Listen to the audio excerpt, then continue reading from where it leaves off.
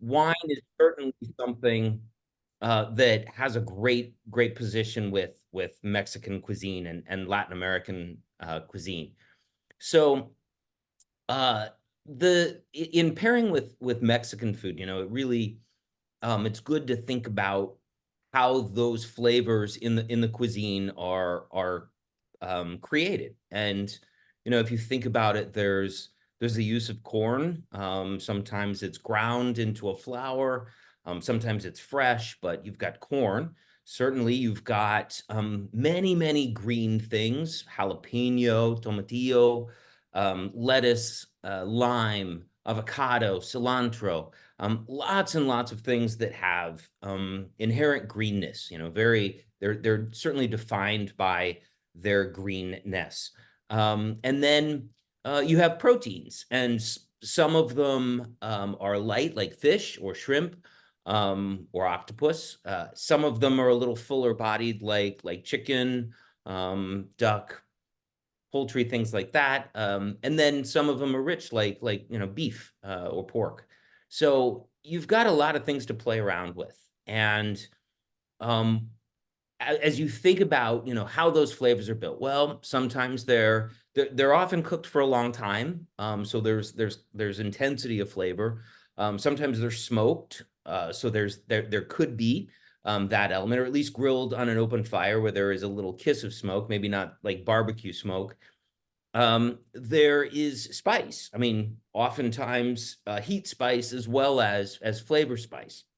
So you've got all these things to contend with, and then you've got the issue of the heat component of spice. So alcohol and tannin, the things that dry out the palate in red wine. When you taste say, a really rich Cabernet, you feel that dryness on your tongue. It's almost like there's water evaporating, and there is. It's being dehydrated. So when that happens with heat spice, the heat is accentuated. The flavor spice gets thrown really kind of out of balance, and so you end up throwing gas on the fire. I mean, you're not going to be tasting more of the food, and your palate is probably not going to be refreshed. It's probably going to be, again, gas on the fire. So you've got some things to think about.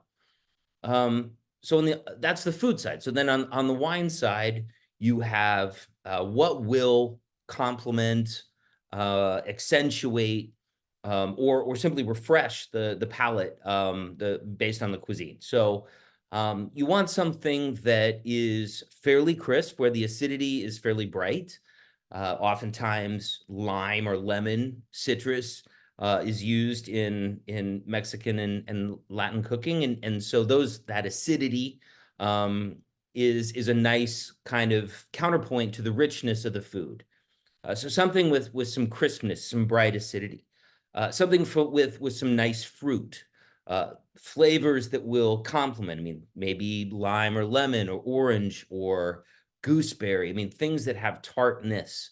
Um, and maybe even some herbal qualities. There sometimes you can almost detect.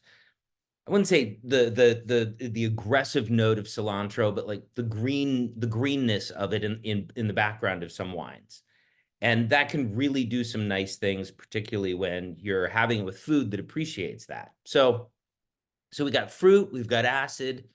Alcohol, you don't really want a ton of alcohol. Alcohol does also what tannin does. It throws gas on the fire. And really, when you're thinking about food, creating a recipe or pairing it with wine, you're looking for creating a level of balance between all of the elements. So the wine should have balance with the food, and vice versa. And so that kind of tells you what wines we're thinking about, what wines might benefit the food. And so I picked these two wines today. One, Sauvignon Blanc from New Zealand, and the other, Gamay Noir from the Cru of Fleury in Beaujolais. And they both fit this general format. Both the Sauvignon Blanc grape and Gamay Noir favor cool regions. So the climate there where these grapes are grown is not going to increase the level of alcohol. The sugars are not going to develop. The climate will help the grapes retain more acidity, stay tart. So both of these grapes have that quality. Sauvignon Blanc and Gamay Noir are both cool climate, what are considered cool climate grapes. The regions they do best are regions that are almost cold at night, not freezing certainly, but maybe in the low 50s or high 40s even, and then climb up to maybe 70 or 80 in the day and then drop back down. So a big diurnal shift between day and night temperatures. And so both of these grapes fit that model, those requirements rather. They both are more acidic. They're a little more tart because of that. And they have some nice fruit. So I think with that as the kind of the basis, let's get to tasting some wine. So we'll start out with this Sauvignon Blanc. It comes from the northern tip of the southern island of New Zealand, a region called Marlborough. And the producer, I picked this wine interestingly because this time last year, well, close to this time, I honestly couldn't recall exactly. We tasted the prior vintage of this wine. And we were tasting wine from New Zealand. We tasted the 2022 Sauvignon Blanc from Greywacke, and we tasted their Pinot Noir. And as it turned out, that Sauvignon Blanc was named the number 6 out of 100 wine of the year for Wine Spectator last year. So I thought, given that we tasted the wine shortly after its release, and I mean, it truly, I don't know how I would put it number 6 of 100, but it was certainly very, very good. I loved that wine. So I wanted to taste the next vintage to see whether things continued along that. So anyway, this is Greywacke 2023. Now, 23 was an interesting vintage. It was really, really good or quite good for some and absolutely horrendous for others. In January of 23, the northern island of New Zealand was hit by the storms generated through a La Nina storm system, and it flooded and destroyed many vineyards in the north. So the northern island had a catastrophic year in 23. The southern island did not get that weather, and was actually had great weather, or relatively good weather down there, and had a great vintage. So unfortunately, nature does not deal everybody the same hand, even when those regions are fairly close together, relatively speaking. Greywacke, I like this wine for a lot of reasons. It's I think it offers a lot of value. The winemaker who started making this wine, or the founding winemaker for this, was the founding winemaker for a winery called Cloudy Bay. And Cloudy Bay in the 80s was famous for really kind of Cloudy Bay and Kim Crawford back in the day when Kim actually and his wife actually owned the brand. That is, he's since sold that, but they were some of the early pioneers of this style of Sauvignon Blanc, that kind of grapefruit driven, very bright, very crisp Sauvignon Blanc. So and Cloudy Bay is a $30 to $50 bottle any day. So this being less than that, but also having the pedigree of Kevin Judd making it, I think it offers some nice value. So let's give it a swirl and a nose and see kind of what we're thinking about.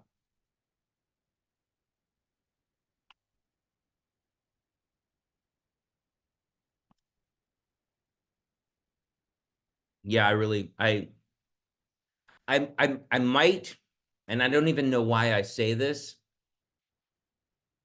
I think I had a I think I liked last year's a little more, only because I remember last year's the first time I had it, it was just a very kind of a jolt. Like that was quite good. I think this is very, very good. I like it a lot. I don't know if it was. I mean, that's the unfortunate thing with nature. It can't, if it's left to do its best work, it's not predictable. And we prefer that. I rather like when nature sometimes outshines itself, or outdoes itself. But this delicious, bright. You get beautiful color. I mean, I can see the light in the wine. Really bright, shiny white gold. And then on the nose, I mean, just that kind of grassy, cut grass, lemongrass, lime juice, um, green things. I mean, there's a lot of greenness in this wine. Um, Maybe like passion fruit, white grapefruit. I mean, there's a lot of tropical things coming out of this glass. On the palate, though, still bright acidity, but it's not sharp. It's not like you are actually drinking lime juice. It has that rich kind of fruit pectin creaminess, kind of polishing off the rough edges or the sharp edges of the acid. And I will say I had this wine earlier today with some Baja shrimp tacos. So fried, breaded and fried shrimp on a corn tortilla with salsa, coleslaw, and some crema.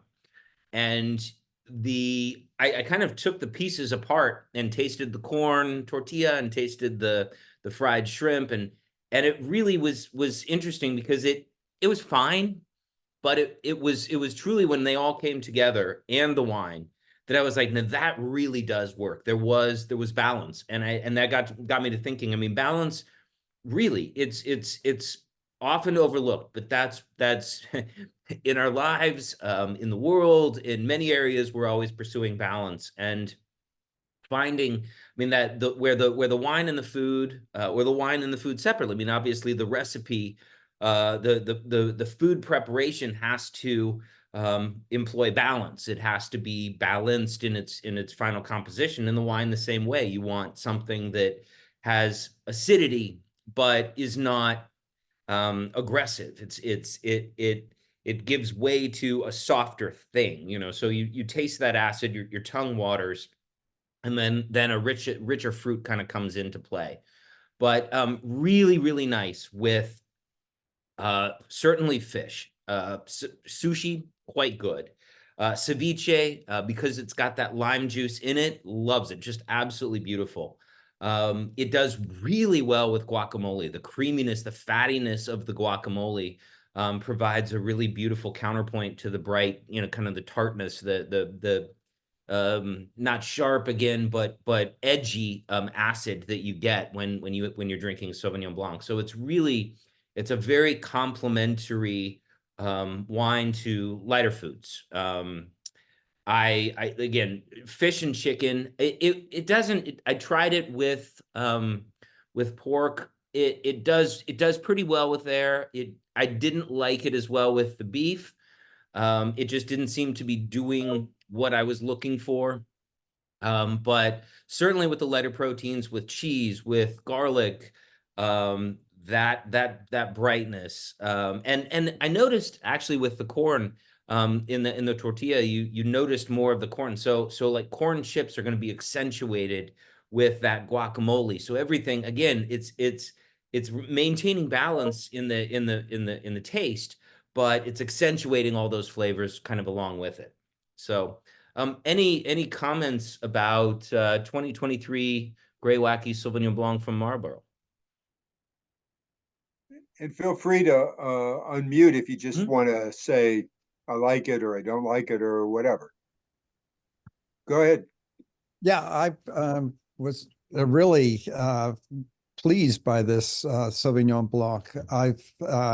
My sense from tasting other Sauvignon Blancs was that they were rather flat and they really didn't have the complexity that this one does. So that just put me off tasting the other Sauvignon Blancs, but this has really brought me back to the Sauvignon Blancs. So I was wondering how Steve would compare this with just the general Sauvignon Blanc. This seems like it's head and shoulders above the others.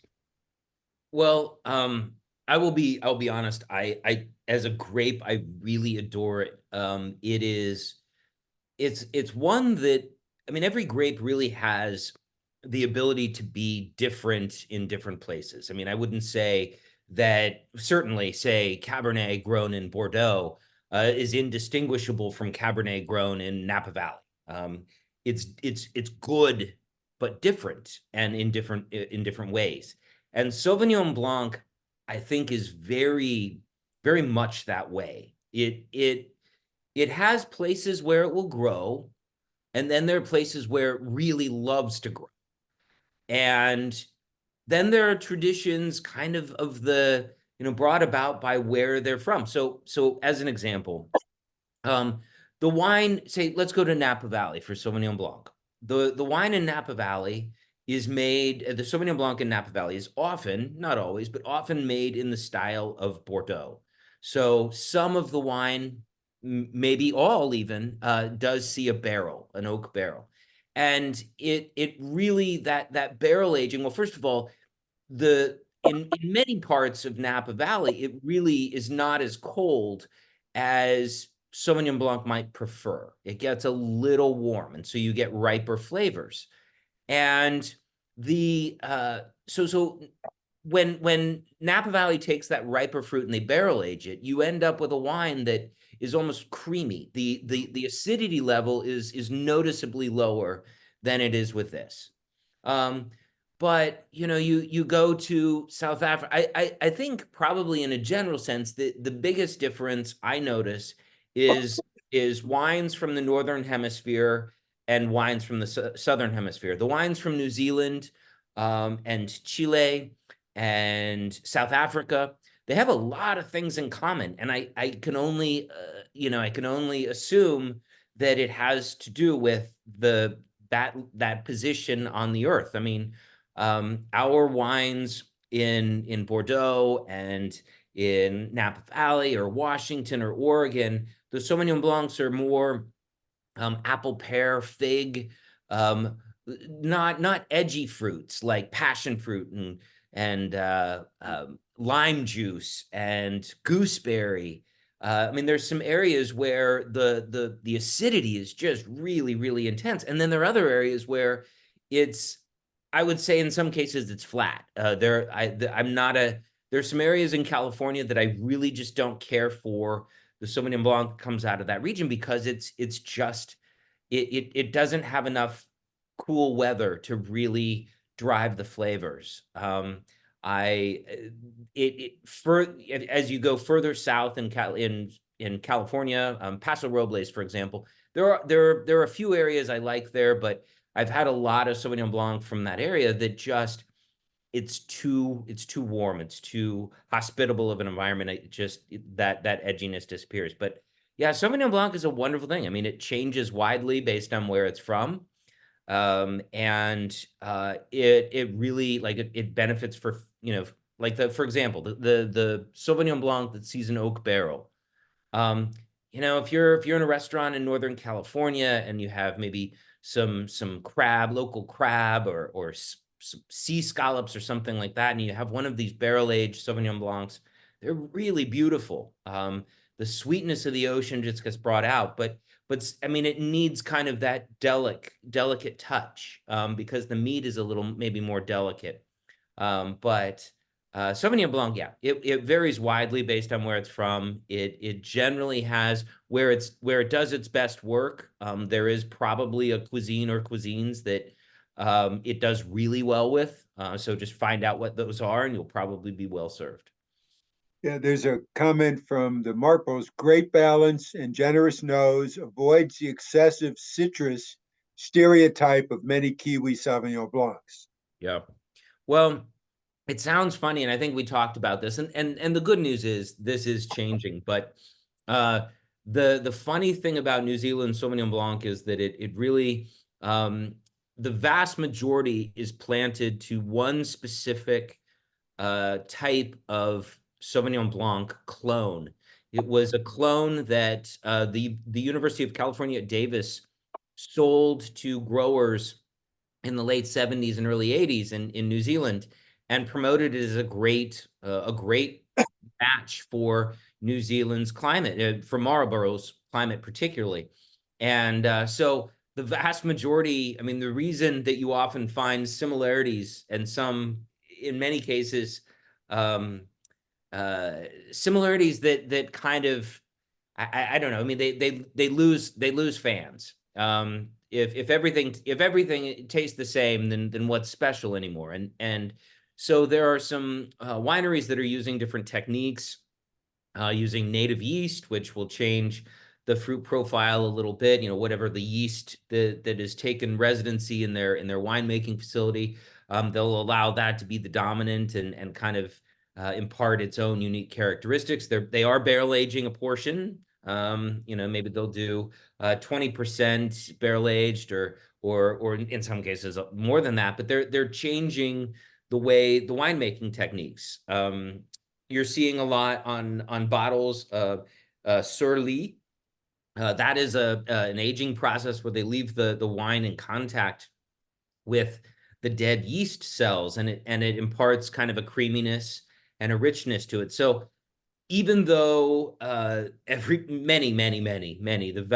dominant clone in New Zealand in Marlborough is UC Davis 1, UCD 1, they're trying to create some uniqueness and differences through different winemaking techniques. And I will say that growers now starting to replant from the earlier plantings, they are looking to add a little diversity to the flavor profile. But yeah, New Zealand Sauvignon Blanc, very citrus driven, citrus probably leading with grapefruit or lemon zest. But this, I mean, I like the balance of this. This does have some nice tropical fruits. I love passion fruit, like eating it. And I smell kind of fresh passion fruit in the glass, and I smell kind of some like white grapefruit oil in the nose. But it's got a lot going on. But yeah, definitely try it with, you know, as it warms up, and we're eating more kind of lighter snacky foods, chips and guac, fish tacos, chicken tacos, lighter proteins. Really nice wine to complement that and refresh the palate. So then we're going to move to the red.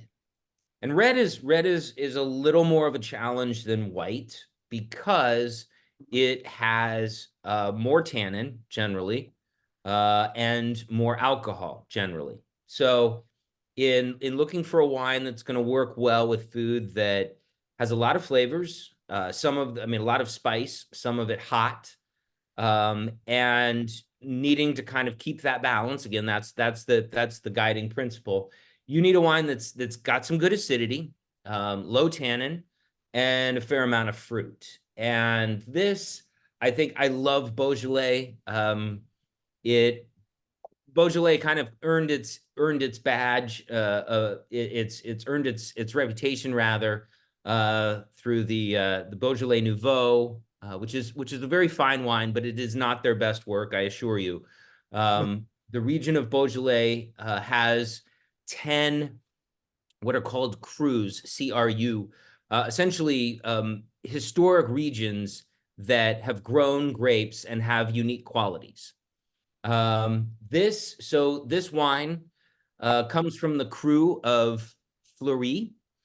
It's an area that sits along a pink granite mountain range. And so the vineyards are rooted in decomposed pink granite. I mean, really beautiful soil, very well drained. Not, you know, the grapes do have to struggle. They do have to fight. And because there's just not a lot of good, rich soil there. So what you end up in the wines of Fleury, or wines that are very, very bright, very elevated, light in body, pretty, almost floral.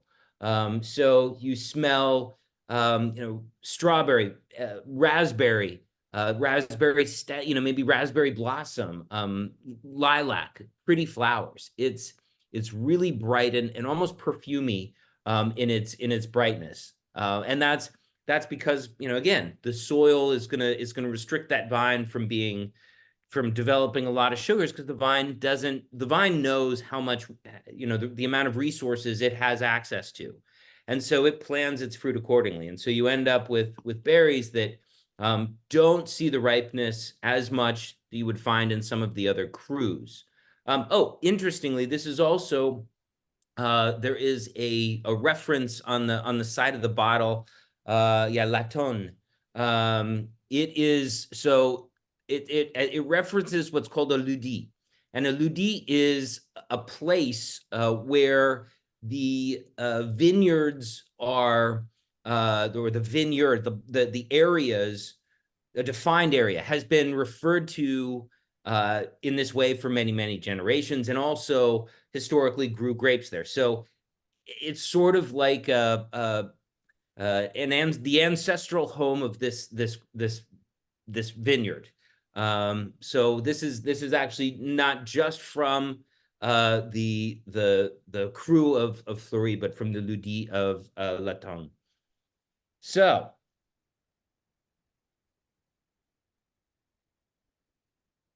yeah, so Gamay, you want to think about, again, raspberry, boysenberry, cherry, plums, red and black. Sometimes you often get peach or apricot, where it's not a red fruit, but it is a stone fruit. Bright acidity, tannin, your mouth, you don't notice the dryness kind of coming out. You don't know notice that dehydration. Lighter on the palate, but paired with, I actually had this wine today with chicken tinga quesadilla. So chicken tinga is chicken, usually like leg or breast, or thigh meat rather, the darker meat, slow cooked in tomatoes and adobo sauce, garlic, onions, and then shredded. And so this wine, I tried the Sauvignon Blanc with that chicken tinga quesadilla, and it was fine. But I tried this wine with that, and I noticed the fruitiness of the tomato, the fruitiness of the chilies. It really did bring it together. There was enough acid to kind of temper the heat a little bit, but there wasn't enough tannin to kind of throw it out of balance. And it just, the flavors carried really, really, really well. And there was no, there was nothing that clashed. But it was quite tasty. But this is a wine, tacos, chips and salsa. The fruit in this case, instead of looking for green things, you're looking for dark fruity things. And it's easy to kind of forget that tomatoes are fruit, and a red chili is a ripe chili. So ripe fruit, you have those fruitiness flavors, those fruit driven flavors that you want to accentuate, and bring out and expand. And these wines, Gamay, there's a category that's gaining popularity called chillable reds, but they're essentially juicier. We would describe this as juicy. There's some nice acid to it, but juicy reds that could potentially get put in the fridge. I like some chillables. If I think probably one of the greatest chillable reds, and very much food friendly to Mexican and Latin cuisine, is sangria. And so sangria, you take a wine that probably doesn't see a ton of oak, like a big rich Cabernet would not be an ideal choice. Something that's again in that lighter, juicier style. And oftentimes maybe it's a bottle that you opened on Monday and it's now Wednesday, so it's getting a little tired. It's not vinegar, but it's getting a little oxidized. The freshness is fading. So you take that wine and maybe a couple bottles of some other wine that you have around, you put it in a pitcher, you add in citrus and the fresh flavors, you kind of re-energize that freshness with some fruit juice and maybe some brandy, and put it on ice, and it's delicious for the same reason. It doesn't have anything that's going to throw the balance off, but it's got enough fruitiness that it's going to accentuate all of the chili, the tomato, those flavors that are so integral in the cuisine. But I really love Beaujolais with Mexican food. I think it's wonderful. Now, I have to say, Steve, I have a whole plate of Mexican food in front of me. I have enchiladas that are chicken, cheese, and beef. And this wine, for me, the best that it's with is with the chips and salsa. Yeah, yeah, I mean, yeah, it's I- I mean, it's good with whatever, Yeah, but yeah, I really, when you mentioned the tomatoes and I had some chips and salsa with it, it was great. yeah. That fruitiness. I mean, and it are your enchiladas green chili or red chili sauce? Depends. Yeah, The chicken is green chili yeah, sauce. yeah. The beef is red chili sauce. Yeah, yeah. No, oh, actually, one other thing that's amazing with the Sauvignon Blanc are chili relleno. The Ooh, the battered fried green chilies that I think Anaheim maybe. But battered fried green chilies with an egg. I mean, basically battered with an egg batter and then fried. But the greenness of that chili, if you like green chilies, I mean, if you like relleno, is really really good with that. You just there's a lot. I mean, it really accentuates the flavor. any other comments, ladies and gentlemen? Like it, don't like it? Everybody's busy eating and drinking, I see. Well, that is, this is definitely something that, I mean, uh, wine in the Mexican culture is not, is most certainly motivated by Europe, but not in the same way. I mean, certainly, wine in religious ceremonies has been historically more of a thing.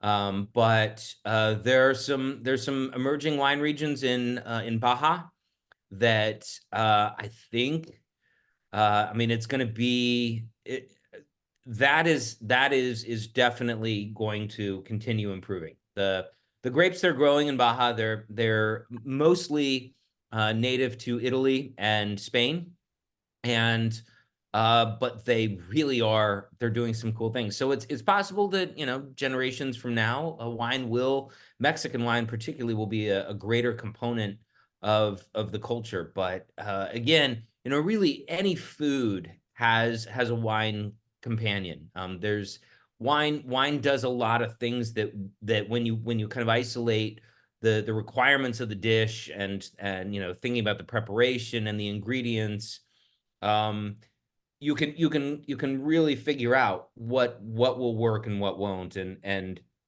because Mexican food really has a really a diverse array of unique flavors, it definitely makes it very suitable for wine. Yeah. I hope you enjoyed that. Yeah, there's one comment. Thank you for the recommendation of La Estrella. We're Yes. enjoying the Gamay with our carnitas-based burritos and tacos. And I can't agree more. La Estrella Yeah. is just a killer place. It's I'm it's so happy that they were able to grow from their yes. little place to where they are now. And you can't get into their parking lot lunch. Yeah. No, the cuisine is really authentic. I mean, and you can tell by I mean just the care that's given to its preparation. But yeah, the lingua, the beef tongue tacos. I'm a big fan of lingua tacos from La Estrella. Yeah, I've Yeah. had those as well. And I Yeah. think they're great. Yeah, Yep. they're Yep. very authentic and Well, and they're now doing. I mean, they always intended to be a butcher shop and to basically Mexican butchery, and so I believe that their butcher component is open. I may be wrong, but I thought I saw that they had a meat case where they will cut certain You know, cuts that are I native. can't remember myself. I don't know if somebody else is aware of that. You know, they have their restaurant, they have their store, and but I just don't remember. Yeah, the meat case runs along the east edge of the building. And you're when you go in for tacos, you're not looking at that. I mean, when you Yeah. go in to pick it up, which I often do, I'm standing at the counter and I'm not looking at the other direction. But anyway, yeah, their food is amazing. Great. I mean, the pozole is awesome. The tamales, just everything they do is really, really, really well crafted. And would love these wines, most certainly. Lawrence is actually blessed with some really good Mexican food, so we all don't have to go to Cabo to get it. Absolutely. Little, Yeah. as I said to Steve earlier, a little jealous, but on the other hand, he's in Cabo and we're not, but we're in Lawrence and he's not. Yeah. So, Right. you Right. know, Yeah. Yep. No, it's been, I've only eaten fish since I've been down here and tried to find as many local preparations as possible, just because I think, if you really want to kind of feel a place, really explore their cuisine. Those are the things that matter most to them. And often they take pride in, great pride in showing you these things that are native to this, any particular region. And yeah, I think you can learn a lot about a culture by eating their food, and eating with them. That's also a good thing. any other comments or feelings about the wines? Laura said she liked both of them. She's particularly liked the Sauvignon Blanc. Nice. Okay, we have no Yeah. requirement to keep Steve talking until 6 o'clock. So I if nobody else has any comments or questions, we'll let him go and get back to his family. First of all, I really appreciate you doing this over your Oh, my holiday. pleasure. Yeah. And I think we picked some great wines and look forward to the next section next session we're doing when he's back here. I want to thank everybody else for joining us. I'll bring the wine conversation back down to Kansas wine. We are tomorrow going to Paola to a winery for a tasting. Not quite the same level. We do have a few openings if anybody else would like to sign up. And with the little charcuterie they're providing. So it's usually fun and it's a nice get together. Not quite the same level. Well, But let me say one thing. Different approach. I mean, different grapes that they're using, different than what we had. However, it really it's a reflection of something that really is great about wine. That wine is, it definitely is part of where it's from. And so going out and visiting the farmers, that's awesome. So I think that's wonderful. yeah, our wine trail, I really like supporting the local Mhm. wineries. I think they work unbelievably hard at making the best wines out of the types of grapes you can make. Yep. And I learned from uh, being in California for a while, living there, and then coming here, and whatever that wine snobbery is an easy thing to do. Mhm. Californians have it down to a science, I think, but not just them. I think probably the French do in a way. But I've tasted wine now in South Dakota and Michigan and places you wouldn't expect. And not only did I like many of the wines, I really appreciated I mean, imagine making wine in South Dakota. Mhm. You have a growing season of about 3 days. I Mhm. mean, not quite, but I mean, the Yeah. university is working with them. They developed it. It's really an effort, and you really appreciate the vintner and the grower, and it changes your attitude toward the wine when you kind of open your mind and consider everything. So Yeah. yes, but anyway, if anybody wants to join us, there's still some openings. It's Somerset Ridge in Paola. It's about an hour away. So we would welcome. They do great stuff. Good. They're growing. Yeah. Yeah, this is my first time down there, so Yeah. I'm not really familiar, but I think Somerset Ridge might have been one of the first commercially available local wines that I ever sold. great. Yeah, good stuff. All right. So we have something to look forward to if anybody wants to join. Other than that, we have a few gazillion more events coming up in the next couple months. So take a look at the schedule. If you haven't registered for stuff, please feel free to do that. Just so everybody is aware, from the 20th to the 31st, Maureen and I will be out of town. It's her, and no embarrassment because we're not embarrassed of our age. It's her 75th birthday. We're going to visit our son and take a several-day road trip to get out to DC. I will answer emails. I won't necessarily answer them in the same rapidity I do now. If anybody needs anything with more expeditious response, Kathleen will be available to them. So you can always get Kathleen at kmorgan@lplks.org. So other than that, we'll see you at the next event, and enjoy your wine along the way. Have a great evening, everyone. Thank you.